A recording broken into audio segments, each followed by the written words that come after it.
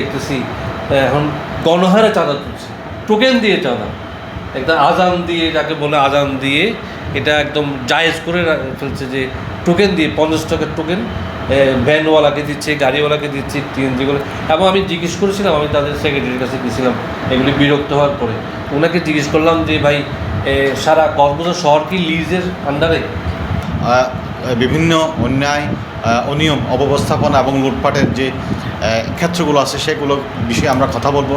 কিন্তু আমি অত্যন্ত আনন্দিত এবং আমি উৎসাহিত যে কক্সবাজার উন্নয়ন সংগ্রাম পরিষদ নামে যে প্ল্যাটফর্মটি ছিল, এটাকে এখন শাহিনের নেতৃত্বে, সাদিকের নেতৃত্বে, শ্রাবণের নেতৃত্বে এটা আরও বলিষ্ঠ ভূমিকা পালন করবে, এটা আমি আশা করি। কারণ কক্সবাজার, এটা আমি সব জায়গায় বলি, এটা আপনাদেরকেও আমি এটা অবগত করতে চাই।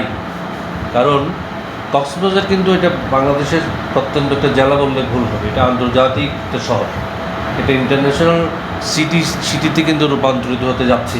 আমরা চাই বা না চাই, আপনি একটা জেলার নাম বলতে পারবেন না বাংলাদেশের, যে কক্সবাজারের মতো আরেকটা জেলার নাম বলতে পারবেন না যেখানে আন্তর্জাতিক বিমানবন্দর হওয়ার সম্ভাবনা আছে, এই নামও বলতে পারবেন না। তাহলে কক্সবাজারের ইম্পর্টেন্স কিন্তু অনেক বেশি আদার দেন ডিস্ট্রিক্ট। সেজন্য আমি বলবো যে কক্সবাজারের ব্যবসা বাণিজ্য, কক্সবাজারের উন্নয়ন, অবকাঠামোগত উন্নয়ন, সামাজিক উন্নয়ন, শিক্ষাগত উন্নয়ন, অনেক কিছুতে আমরা পিছিয়ে আছি। তবে আমার ভয় হয় আমরা লোকাল, আমরা যারা স্থানীয় বাসিন্দা, আমরা যদি এগিয়ে না আসি, আমরা যদি নেতৃত্বে না যাই, তাহলে একদিন আমরা মাইনরিটি হয়ে যাব, মেজরিটি হব না। কারণ মেজরিটি হয়ে যাবে তখন কসমোপলিটন হয়ে যাবে, মেট্রোপলিটন হয়ে যাবে। তো সুতরাং আমি এখানে কক্সবাজারে অনেক সমস্যা, আমার কাছে সুপেয় পানি, বর্তমানে আমি পানি নিয়ে খুব কষ্টে আছি, পানি কিনে খাচ্ছি এবং কিনে ব্যবহারও করছি। আমার ডেইলি 500 থেকে 700 টাকার মতো পানি কিনতে হয় আমার বাসার জন্য। তা আমি একটি বাড়ি করার, বড় করে ইমারত বানানোরও সাহস করছি না। আমার জায়গা আছে, আমার করার সুযোগ আছে, আমি করছি না। কেন? কারণ আমি যেটা সহ্য করতে পারছি পানি নিয়ে, সেটা আমার ভাড়া দিয়ে পারবে না। তো এরকম অনেক জায়গা আছে। কক্সবাজারের সুপেয় পানিটা এখন খুবই সংকট। এটাকে আমি অ্যাড্রেস করার জন্য বলবো, যারা সাংবাদিকতা যারা আপনারা আছেন, এটাকে অ্যাড্রেস করুন। এটা অলরেডি একটা কালবেলার সম্পাদক আমার বন্ধু, তাকে আমি বলছিলাম যে কক্সবাজার এই পানির বিষয়টাকে একটু হাইলাইটস করার জন্য, সে অলরেডি তার ইয়েকে বলে দিছে, অলরেডি সে কাজ চলছে। তো আমি চাই সেরকম। তারপরে বর্জ্য ব্যবস্থাপনা, এটা একটি মহামারীর মতো অবস্থা, যেটা আপনাদের পত্রিকায় সাংবাদিকরা নিউজ করেছে যে সাগরের মধ্যেই তাদের সোয়েরেজ লাইন, এটা কিন্তু এটা অনেকেই জানেন আপনারা। তাহলে অনেক সমস্যা, এই সমস্যাগুলিকে আমরা অ্যাড্রেস করতে হবে, চিহ্নিত করতে হবে কোনটার পরে কোনটা, এবং শুধু সমস্যা নির্ধারণ করা না, সমস্যাটাকে কীভাবে আমরা সমাধান করতে পারি সেটা গাইডলাইনও আমাদেরকে দিতে হবে। আর কক্সবাজার পৌরসভার কথা তো এটা তো আর আপনারাই বলতেছেন, আমরাও দেখতেছি এখন গণহারে চাঁদা তুলছে, টোকেন দিয়ে চাঁদা, একটা আজান দিয়ে, যাকে বলে আজান দিয়ে এটা একদম জায়েজ করে ফেলছে যে টোকেন দিয়ে 50 টাকার টোকেন ভ্যানওয়ালাকে দিচ্ছে, গাড়িওয়ালাকে দিচ্ছে, টিএনজিগুলো। এবং আমি জিজ্ঞেস করেছিলাম, আমি তাদের সেক্রেটারির কাছে গেছিলাম এগুলি বিরক্ত হওয়ার পরে, ওনাকে জিজ্ঞেস করলাম যে ভাই সারা কক্সবাজার শহর কি লিজের আন্ডারে? বলে যে না, বলে স্পট আছে, টোল আদায়ের স্পট আছে। আমি যে টোল আদায়ের স্পট কয়টা আছে? আমাকে বললো 6-7টার কথা। কিন্তু না, আমি দেখলাম অলিগলি তাদের টোল আদায় করছে, অলিগলিতে। তো এটা খুবই দৃষ্টিকটু। এটা বিশেষ করে যারা টুরিস্টরা এখানে বেড়াতে আসে তাদের জন্য এটা এমব্রেস ফিল করে আমি দেখি। সুতরাং আমি অত্যন্ত আনন্দিত এবং খুশি। আমি সংক্ষিপ্ত বক্তব্য রাখছি আজকে। আমি আপনাদের সাথে সম্পর্কিত থাকবো, সহযোগিতায় থাকবো, এবং এটার কলবর আরও বাড়ানো হোক, আরও বিভিন্ন ভালো মানুষগুলোকে এখানে সন্নিবেশিত করা হোক, এখানে অন্তর্ভুক্ত করা হোক, এবং আমরা একটা বড় প্ল্যাটফর্ম হব, যে প্ল্যাটফর্ম কোনো বিনিময় ছাড়া নিঃস্বার্থভাবে কক্সবাজারের মানুষের জন্য বলবো, কক্সবাজারের মাটির জন্য বলবো, কক্সবাজারের জন্য আমরা সোচ্চার হব, সেই আশা প্রত্যাশা ব্যক্ত করে আমার সংক্ষিপ্ত বক্তব্য শেষ করছি, এবং কক্সবাজার উন্নয়ন সংগ্রাম পরিষদের আমি সফলতা কামনা করি। যে আগামীর সম্ভাবনার কক্সবাজার নিয়ে কথা বলার জন্য আমাদের আজকের এই মত বিনিময় সভার সম্মানিত প্রধান অতিথি সকলেরই শ্রদ্ধাভাজন প্রিয় ভাই জনাব রাশেদ মোহাম্মদ আলী ভাইকে আমি অভিনন্দন জানাচ্ছি আমাদের কক্সবাজার উন্নয়ন সংগ্রাম পরিষদের পক্ষ থেকে। এই পর্যায়ে সমাপনী বক্তব্য রাখার জন্য অনুরোধ জানাচ্ছি পত্র পরিষদের সম্মানিত সভাপতি সিনিয়র সাংবাদিক সকলেরই শ্রদ্ধাভাজন জনাব সাইফুর রহিম শাহীন ভাইকে আমি সমাপনী বক্তব্য রাখার জন্য অনুরোধ জানাচ্ছি।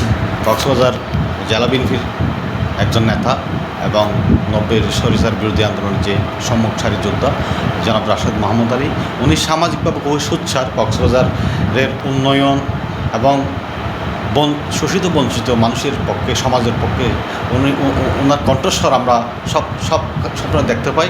আমরা সামাজিক যোগাযোগ মাধ্যম থেকে শুরু করে আজকে যে কক্সবাজার উন্নয়ন সংগ্রাম পরিষদের যে সবাই উনি পদান্বিত হয়ে আসছেন এবং ওনার কথাগুলো আমাদের আগামী দিনের পথ চলার ক্ষেত্রে অনেক সহযোগী হবে।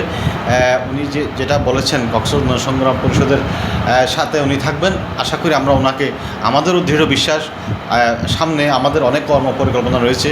ওনাকে আমরা কাছে পাবো, ওনার পরামর্শ, ওনার দিক নির্দেশনা আমরা মাঠ ময়দানে কাজ করব, কক্সবাজারের উন্নয়নের কথা বলবো।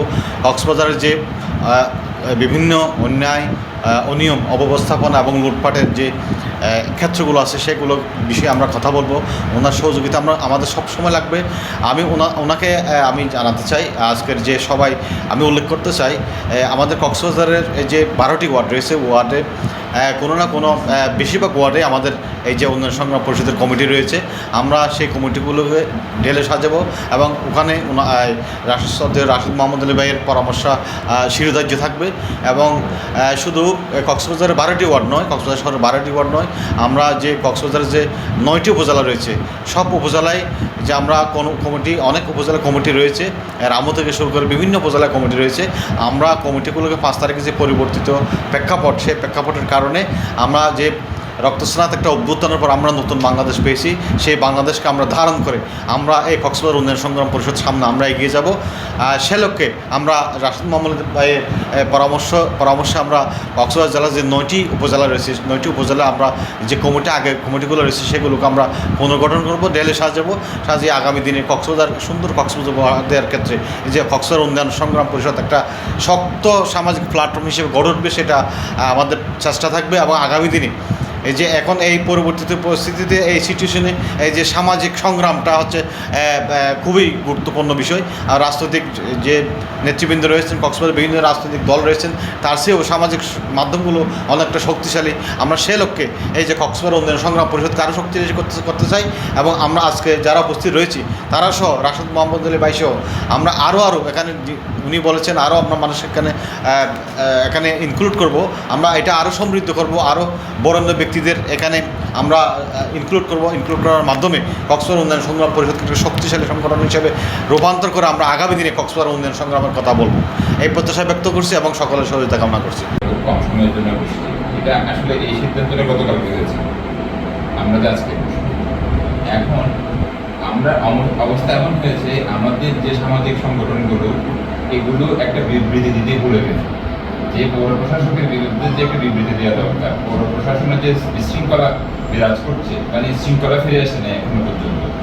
এটা একটা পর্যটন নগরী, আমরা পর্যটন রাজধানী বলে থাকি কক্সবাজার। পর্যটন নগরীতে এই বেহাল দশা হতে পারে না, এটা প্রত্যাশিত। আমরা কোনোভাবেই এটা চাই না। আমরা চাই যে উন্নয়ন সংগ্রাম পরিষদের মাধ্যমে আমরা এই পৌর কর্তৃপক্ষকে আমরা যে কোনোভাবে চাপ সৃষ্টি করে আমরা প্রয়োজনে তাদেরকে বলবো, তাদের কাছে যাব, তাদেরকে আমাদের সমস্যাগুলো তুলে ধরবো। যদি তাতে না হয় আমরা অবশ্যই তাদের বিরুদ্ধে অবস্থান নিব। আমরা প্রয়োজনে তাদের মানববন্ধনের কর্মসূচিতে যাব, প্রয়োজনে অবস্থান কর্মসূচিতে যাব, প্রয়োজনে মিছিল করবো তাদের বিরুদ্ধে, প্রয়োজনে সভা হবে তাদের বিরুদ্ধে। তাদেরকে অবশ্যই তারা বস্তুনিষ্ঠভাবে, তাদের কাজের মধ্যে নিষ্ঠতার অভাব রয়েছে, তারা নিষ্ঠতার সাথে কাজ করছে না। এই জিনিসগুলো আমাদেরকে অ্যাড্রেস করে বলতে হবে। আজকে আমরা খুব অল্প সময়ের মধ্যে পেরেছি এবং আমরা এটা কন্টিনিউ করে যাবো ইনশাআল্লাহ।